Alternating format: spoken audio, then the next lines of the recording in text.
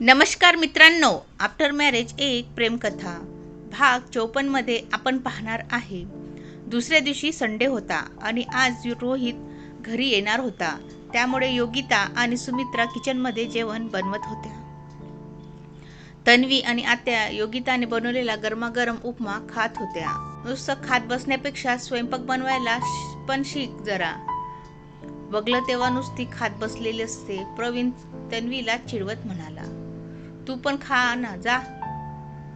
तुझे काय हात धरलेत का कोणी? तन्वी त्याच्याकडे पाहून अँग्री लुक देत म्हणाली. साहेबांचं आता खानावर कुठं लक्ष असतं? त्या आत्या कोड्यात बोलत म्हणाल्या. ती बघ, त्याची नजर अजून पण किचनकडे आहे. बोलतोय आपल्या बरोबर पण लक्ष मात्र सगळं किचनमध्ये आहे. आत्या त्याला चिडवत म्हणाल्या.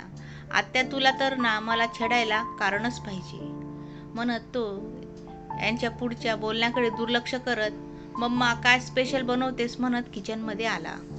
योगिता पण बाजूला कणिक भिजवत होती. त्याने हळूच आईची नजर चुकवत तिच्याकडे पाहून एक डोळा मिचकावला. तशी ती लाजली. आई, ती बनवेल जेवण, तू आराम कर जा, प्रवीण म्हणाला. का रे, बायकोकडे काही महत्वाचं काम होतं का? मला कटवतोस म्हणून म्हणाले. त्या डोळे बारीक करत म्हणाल्या. तसं नाही ग, आता तुझी सून आली ना, मग सुनेच्या जीवावर जरा आराम कर म्हणालो, प्रवीण म्हणाला. हो का? मला वाटलं. त्या अर्धवट बोलत फ्रीजमधली भाजी काढायला गेल्या तेवढ्यात त्याने हळूच तिच्या गालावर ओठ टेकवला. तसं तिने घाबरून बाजूला पाहिले, पण सुमित्रा तिकडे फिरून फ्रीजमध्ये कोणकोणत्या भाज्या आहेत ते पाहत होती. ते पाहून तिने सुस्कारा टाकला. ती त्याला बाहेर जा म्हणून खुणवत होती आणि तो आईचं इकडे लक्ष नाही हे पाहून उगाच तिच्या खोड्या काढत होता. तो वरती खोलीत चल म्हणून तिला डोळ्याने इशारा करून म्हणाला. तशी ती लाजली. तसा तो कट्ट्याला पाठ टेकून तिच्याकडे पाहत उभा राहिला. तिचे दोन्ही हात पिठाने भरलेले पाहून तिने कानामागे टाकलेली केसांची बट हळूच पुढे घेत तिच्या गालाला स्पर्श केला. तसं तिने त्याच्याकडे डोळे मोठे करून पाहिले. छान दिसतेस, तो इशाऱ्याने डोळे मिचकावत म्हणाला. ती डोळ्यांनी बाहेर जा म्हणून त्याला खुणवत होती. तो मानेने नाही म्हणाला. दोघांचा नजरेचा खेळ बराच वेळ चालू होता. योगिता, तू जा बाई वरती रूममध्ये, हा काय तुला काम करू देणार नाही. सुमित्रा त्या दोघांचा मगापासून चाललेला नजरेचा खेळ पाहून दोघांवर हसत म्हणाल्या. तसा प्रवीण बाहेर पडाला. त्यावर ती लाजून लाल झाली. त्यानंतर दोघींनी मिळून जेवण बनवलं. योगिता, उद्यापासून हे एक आपलं टेन्शन कमी होईल. उद्या सकाळी रखमा येते म्हणाली. सुमित्रा पोळ्या भाजत म्हणाल्या. आई, अहो, त्यात कसलं आलंय टेन्शन? मला वेळ असेल तेव्हा मी किचनमध्ये काम करणार बरं का. तुम्ही रखमाताईंना पण सांगून ठेवा, योगिता पोळ्या लाटून देत म्हणाली. बरं बाई, तुला हौस आहे तर कर. असं पण तुझ्या सासऱ्यांना तुझ्या हातचं जेवण खूपच आवडतंय, सुमित्रा हसून म्हणाल्या. झालं का तुमचं थोड्या वेळात रोहित येईल, श्रीधरराव किचनमध्ये येत म्हणाले. हो, झालंच बघा, सुमित्रा हात पुसत म्हणाल्या. योगिता, जा तू पण आता तुझी तयारी कर. बरं म्हणत योगिता वरती रूममध्ये आली. प्रवीण तिथून वरती रूममध्ये येऊन मस्त झोपला होता. तिने कपाटातली छानशी साडी काढून ठेवली आणि आत फ्रेश व्हायला गेली. तिच्या चाहुलीने याला जाग आली. तशी त्याची नजर साडीवर पडली. म्हणजे मॅडम आज साडी नेसताना वाटतं, तो मनात खुश होत म्हणाला. तसा उबडा होऊन डोळे मिटून पडला. तिने पण फ्रेश होऊन येऊन साडी नेसायला घेतली. तो मात्र झोपायचं नाटक करून मधूनच एक डोळा उघडून तिच्याकडे पाहत होता. तिची ती नाजूक गोरी कंबर पाहून त्याच्या मनाला पण तिला जवळ घेण्याचा मोह झाला. पण मनाला आवर घालत तो ती साडी कशी नेसते ते पाहण्यात गुंग झाला. तिने आधी पिनअप करून खांद्यावरून पदर मागे टाकला आणि मिऱ्या बनवायला घेतल्या. तिच्या मिऱ्या बनवून ऑलमोस्ट झाल्याच होत्या की याने पुढे हात करून मिऱ्या खोचल्या. तशा तिच्या हातातून निसटून सर्व मिऱ्या विस्कटल्या म्हणजे तू झोपायचं नाटक करत होतास तर? ती तशीच दोन्ही हात कंबरवर ठेवून त्याच्याकडे पाहून डोळे मोठे करत म्हणाली. तसं त्याने तिला जवळ ओढलं. मी तर झोपलो होतो, पण झोपेतही तू आल्याची चाहूल मला लागली, तो तिला मिठीत घेत म्हणाला. प्रवीण, सोड, मला आवरू दे. आवरशील ना नंतर. दिवसातला थोडा वेळ तरी गरीब बिचाऱ्या नवऱ्याला दे ना, तो तोंड बारीक करत म्हणाला. थोडा वेळ काय, सतत तुझ्यासोबत असते. ऑफिसमध्ये असल्यावर तरी मला तू नीट काम करू देतोस का? आणि बिचारा गरीब तू. मगाशी बघितलं की किचनमध्ये माझ्या गरीब बिचारा नवरा माझे दोन्ही हात पिठाने भरलेले पाहून कसा मला छेडत होता ते. ती त्याच्यावर डोळे मोठे करत म्हणाली. ते तू तशी छान दिसतेस ना, म्हणून तो तिच्या खांद्यावर हनुरी टेकून म्हणाला. बरं सोड आता, ती त्याला दूर करत म्हणाली. योगी ऐक ना, काय म्हणून तिने भुवया उचवल्या. I want. तो ओठावर बोट ठेवून डोळे मिचकावून तिच्याकडे पाहून स्माईल करत होता. गप्प बस, म्हणून ती त्याला बाजूला करून साडी घेऊन आत जायला निघाली. योगी, काय झाले, येथे नेस ना साडी. नको, तुझ्यासमोर साडी नेसायची म्हटलं अख्खा दिवस गेला तरी माझी साडी नेसून होणार नाही, ती आत जात म्हणाली. तितक्यात त्याचा मोबाईल वाजला. स्क्रीनवर रोहितचं नाव पाहून त्याने गालात हसत मोबाईल कानाला लावत म्हणाला. बोल रोहित, काय करतोस? रोहित पलीकडून म्हणाला. आज काय करणार, आज संडे आहे ना, आराम करतोय, प्रवीण म्हणाला. रोहित म्हणाला, मी आलोय खाली, गाडी पार्क करून आत येतोय. काय? प्रवीण गडबडीनं उठत घड्याळकडे पाहत म्हणाला. खाल्लास ना झटका? प्रवीणचं अजून काहीच आवरलं नव्हतं, म्हणून तो जरा दचकला, पण तिकडे रोहितला वेगळंच वाटलं. बरं ठेव, आलोच म्हणत रोहितने फोन कट केला. रोहित, आता झटके कोण खातंय ते पाहशीलच.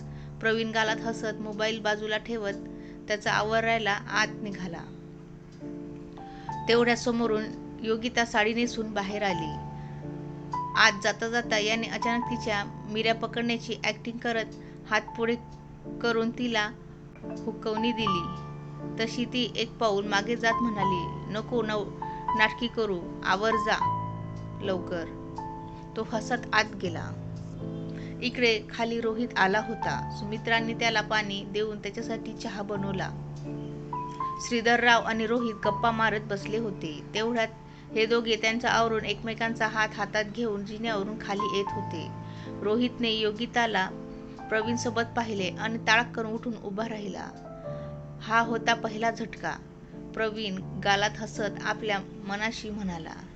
ते दोघे पण एकमेकांच्या हातात हात घालून खाली येत होते आणि रोहित त्यांच्याकडे डोळे विस्फारून आवासून पाहत होता.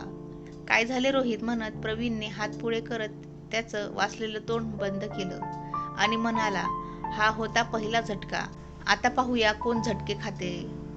सर, ही इथे कशी? रोहित श्रीधररावांकडे पाहून ततपप करत बडबडत होता. तेवढ्यात सुमित्रा किचनमधून बाहेर आल्या. त्यांना पण रोहितकडे पाहून हसू आलं. सर, ही मुलगी इथे कशी? रोहित आता थोडा सावरत म्हणाला. थांब, मी सांगतो ती इथे कशी. कारण she is my wife, Yogita Pravin Sardeshmukh. आणि हा होता दुसरा झटका. प्रवीण रोहितला खाली बसवत म्हणाला. रोहितला तर हे ऐकून काय बोलावं तेच सुचत नव्हतं. समोर टेबलवर ठेवलेला पाण्याचा ग्लास तोंडाला लावला. सेकंदात तो पाणीचा ग्लास त्याने संपवला. प्रवीण, मला नीट सांग, म्हणजे तुझं लग्न तर विजय सरपंचदारांची मुलगी माधुरीशी झालं ना? मी माधुरीला त्याच्यासोबत 1-2 वेळा पाहिलं आहे. ही ती नाही? रोहित एका दमात सर्व बोलला. त्यानंतर योगिता किचनमध्ये गेली. सुमित्राने आणि तिने डायनिंग टेबलवर जेवण आणून ठेवले. आता पुढचा इतिहास तुला बाबा सांगतील, प्रवीण त्याच्या बाजूला बसत म्हणाला. त्यानंतर श्रीधररावांनी रोहितला सर्व हकीकत सांगितली. अरे पण नंतर तरी मला सांगायचं ना, रोहित प्रवीणकडे पाहत म्हणाला. अरे बाबा, तुझी वहिनी माझ्यासोबत राहिली की नाही याची मला खात्री नव्हती, तर तुला सांगून काय करणार होतो? म्हणजे? रोहित चकित होऊन म्हणाला. म्हणजे नंतर तुला सांगतो, आधी जेवण करूया, प्रवीण म्हणाला. थांब म्हणत रोहित उठला आणि योगिताच्या पुढे हात जोडत म्हणाला, वहिनी माफ करा, मी काल तुम्हाला खूप बोललो. खूप म्हणजे नाही ते बोललो. सर, असे माझ्या पुढे हात जोडू नका. तुम्हाला खरं ठाऊक असतं तर तुम्ही असं बोलला असता का? तुम्हाला काहीच माहिती नव्हतं, यात तुमचा काय दोष? योगिता म्हणाली. नाही ते म्हणजे एवढं काय बोललास आणि का बरं बोललास? श्रीधरराव रोहितकडे पाहून त्याला विचारत होते. जाऊ द्या आता, खाली पाहत म्हणाला. मला माहिती आहे ना, हा तिला काय बोलला, सांगू का आता? प्रवीण रोहितकडे पाहत म्हणाला. प्रवीण, जाऊ दे ना आता, रोहित हसत म्हणाला. मी तुला नंतर बघतो. माझ्या बायकोला बोलतोस काय? प्रवीण रोहितची मस्करी करत म्हणाला. पण गेल्या आठवड्यापासून मला तर जाम मजा येते ऑफिसमध्ये. इकडे योगिता माझ्या कॅबिनमध्ये यायला घाबरत होती आणि याने तिला माझ्या कॅबिनमध्ये 2-4 वेळा पाहिल्यामुळे तिला आणि मला पण हा ओरडत होता. प्रवीण मोठमोठ्याने हसत बोलत होता. रोहितच्या मनाला मात्र योगिताला विनाकारण बोलण्याची खंत वाटत होती. हसत खेळत गप्पा मारत सर्वांनी जेवण केलं. त्यानंतर प्रवीण आणि रोहित गप्पा मारत होते. काय रे, मगाशी असं का म्हणालास की तुझी वहिनी माझ्याजवळ राहिली की नाही याची खात्री नव्हती? रोहित आठवत म्हणाला. तेवढ्यात योगिता पण किचनमध्ये कामावरायला आली. ती बघ, ती आली, तिलाच विचार. प्रवीण योगिताकडे पाहत म्हणाला. काय, मला काय विचारायचं आहे? योगिता तिथेच बाजूला बसत म्हणाली. हेच की ते तू माझ्यासोबत सारखी मांजरीसारखी का भांडत होतीस ते. काय म्हणालास? योगिता प्रवीणकडे पाहून डोळे मोठे करत म्हणाली. ते बघ आता, पण कशी मांजरीसारखी डोळे मोठे करून पाहते. तुला काय माहिती, इस बिल्ली को पटाने के लिए इतने पापड बेले मैंने. प्रवीणचा आवाज तिला चिडवण्याचा चांगलाच मूड झाला होता. तसे योगिताने त्याच्याकडे पाहून डोळे मोठे करत, तुला नंतर बघते डोळ्यांनी म्हणाली. रोहित मात्र त्या दोघांची नोकझोक पाहून गालात हसत होता. तू मात्र हे लग्न बिग्न असल्याचा काही भानगडात पडून बसू नकोस. आधी बायकांना मनवता जीव जातो आणि नंतर त्यांचं सगळं ऐकायला लागतं, प्रवीण पुढे म्हणाला. काय तू त्याचं ऐकतोस का? तुझंच त्यांना ऐकायला लावतोस, कोण जाणे. मी पाहिलं की गेल्या 8 दिवसात तुझं ऐकून त्या माझ्या उगाच किती ओरडा खात होत्या. तुझं काही मी ऐकणार नाही बाबा. आपल्यासाठी इतरांच्या ओरडा पण हसत खाणारी मला हवी आहे. आणि तू म्हणाला होतास की परत आल्यावर आपण तुझ्यासाठी पाहूया, आठवतं ना? रोहित म्हणाला. तसे तिघे पण हसायला लागले. योगिता आज खरं तर रोहितचं एक वेगळंच रूप पाहत होती. गेल्या आठवड्याभर एक खडूस बॉस सारखा तो तिच्याशी वागत होता, पण आज प्रवीण सारखा मस्त मस्करी करत हसून खेळून बोलत होता. तिला तर क्षणभर वाटलं की हा तो रोहित नाहीच. बरं, सॉरी वहिनी, मी उगाच तुमच्यावर ओरडलोय. रोहितच्या बोलण्याने तिची विचाराची तंद्री भंग पाडली. आता किती वेळा सॉरी बोलणार आहात सर? मी ते विसरून पण गेले, योगिता म्हणाली. आणि वहिनी, मला असं सर वगैरे बोलू नका, रोहित म्हणाला. मग काय, ऑफिसमध्ये भाऊजी बोलू का? योगिता म्हणाली. बरं, ऑफिसमध्ये सर बोला, पण आता मी तुमच्या घरी आलोय ना, तर आता भाऊजी बोलला तरी चालेल. आणि तुमच्या एखाद्या मैत्रिणीची ओळख तरी करून द्या, रोहित मिस्किलपणे हसत म्हणाला. एवढा दिवस मला वशिला लावत होता, आता वहिनी भेटली की झाला सुरू? प्रवीण योगिताकडे पाहून डोळे मिचकावत म्हणाला. तुला वशिला लावून पण काय फायदा नाही. तुला आता आमचा विचार करायला कुठं वेळ आहे? स्वतःच्याच दुनियेत मशगूल आहेस. ऑफिसमध्ये पण बायकोला नीट काम करू देत नाहीस, रोहित प्रवीणला चिडवत म्हणाला. प्रवीण मात्र यावर गप्प बसला. त्यानंतर बराच वेळ त्यांची चेष्टा मस्करी चालू होती. थोड्या वेळाने रोहित सर्वांचा निरोप घेऊन जायला निघाला. त्याला निरोप देऊन हे दोघे रूममध्ये आले. प्रवीण रोहित एवढ्या मनमोकळ्या स्वभावाचा असेल असे मला वाटलं पण नव्हतं. किती मस्त गप्पा मारत होता तो. ध्रुवा आणि रोहितची जोडी किती छान वाटेल ना, योगिता उत्सुकतेने म्हणाली. वाटेल, पण त्यांचं त्यांना फील होऊ देत, नाहीतर पुन्हा फील होईपर्यंत माझ्यासारखं कोणी वाट पाहत बसणार नाही, प्रवीण तिची मजा घेत म्हणाला. झालं ना तू पुन्हा सुरू? ती त्याला अँग्री लुक देत म्हणाली, नाही म्हणजे मला तुला काही बोलायचं नव्हतं, पण आता ऑफिसमध्ये एकत्र काम करता करता त्यांना एकमेकांविषयी फिलिंग आल्यावर तरच बरं ना आहे ना. गप्प बस, आता नको सारवा करू. योगिता आत चेंज करायला जात म्हणाली, राहू दे ना साडी, छान दिसतेस साडीवर. तो तिचा हात पकडत म्हणाला, प्रवीण सोड ना माझा हात. मगाशी रोहित समोर मला चिडवायला तुला मजा येत होती ना. जा, मी नाही बोलणार तुझ्याशी. आणि काय म्हणालास मगाशी? बिल्ली को पटाने के लिए बेलने पडे पापड. कसले पापड बेललेस तू? ती डोळे मोठे करत म्हणाली, मला बिल्ली म्हणालस ना. ती बेडवरची उशी त्याला फेकून मारत म्हणाली. त्याने ती कॅच करून पुन्हा तिच्याकडे फिरकवली. ती नेमकी तिला लागली. तिने पुन्हा रागाने डोळे मोठे करत त्याला उशी फेकून मारली. परत त्याने तिचा नेम चुकवला आणि वरून तिच्यावर हसत होता. ती पुन्हा त्याला मारण्याचा प्रयत्न करत होती, पण तो मात्र तिच्या हाताला लागत नव्हता. शेवटी थकून ती बेडवर बसली. योगी ऐक ना, तो तिच्या जवळ येत म्हणाला. जा, मी नाही बोलणार, ती लटक्या रागात म्हणाली. राग तेवढा नाकाच्या शेंड्यावर असतो. तो तिचं नाक ओढत म्हणाला.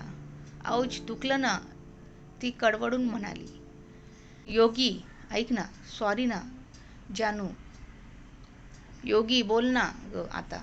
रागवल्यावर छान दिसतेस म्हटल्यावर म्हणून सारखी सारखी का रागवायचं? सोड ना आता राग, बोल ना ग. तो तिला लाडीगोडी लावत होता. ती मात्र दुसरीकडे पाहून गालात हसत होती. थोडा वेळ शांत राहून, योगी ऐक ना ग, तो तिला जवळ घेत म्हणाला. ती हुंकारा भरत, आज ना तू या साडीवर खूप सुंदर दिसतेस. तू पण आज छान दिसतोस, ती ते वडत म्हणाली. हे एक बरं आहे, तुझा राग फुरकून लगेच उडून जातो. तो तिच्या नाकावर नाक घासत म्हणाला. तू आहेस ना, तू मनवतोस एवढं छान, मग रागाची काय विषाद आहे? ती आपल्या दोन्ही हात त्याच्या गळ्याभोवती गुंफत म्हणाली. तसं त्याने तिला घट्ट मिठीत घेतले. आणि येणाऱ्या पुढील भागात काय होईल ते नक्की बघा.